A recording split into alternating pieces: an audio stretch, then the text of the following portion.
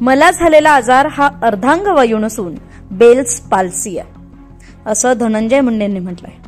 आता त्यांनी आपल्या आरोग्याविषयी पोस्ट शेअर करण्यामागचं किंवा असं म्हणण्यामागचं कारण काय तेही सांगते. झालं असं की राज्याचे सहकार मंत्री बाबासाहेब पाटील नांदेडमध्ये होते.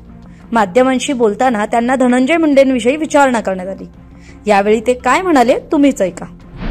आधी तुम्ही समजून घ्या, त्यांची तब्येत ठीक नाही, त्यांना पॅरालिसिस झालाय, बोलताही नाही गेले, डोळे देखील वाकडे झाले.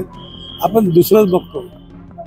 काय कारण नाही. आता आमच्या मिटिंगला वगैरे मुंबईला घेतात ना, म्हणजे फॅशन शो मध्ये पण दिसले होते मुंडे साहेब. जवळ असेल, जवळच्या माणसाने तुमच्यासारखा आग्रह केला असेल, मुंडे साहेब तुम्ही हिरो आहात, तुम्ही या, आम्हाला बरं वाटतंय, गेले असते.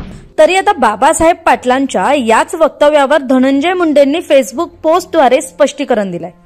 आपल्या पोस्टमध्ये मुंडे म्हणतात, आमचे सहकारी सहकार मंत्री श्री बाबासाहेब पाटील यांनी केलेल्या एका विधानावरून मला अर्धांगवायू झाल्याचं वृत्त काही वाहिन्यांवर प्रसारित केलं जात आहे. मुळात मला बेल्स पाल्सी हा आजार 1.5 महिन्यांपूर्वी झालेला असून त्याचा परिणाम आता चेहऱ्यावर झाल्याने अजूनही मला बोलायला त्रास होतो.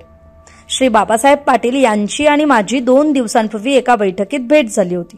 त्यांनी माझ्याबद्दल काळजी व्यक्त केली, त्याबद्दल आभार.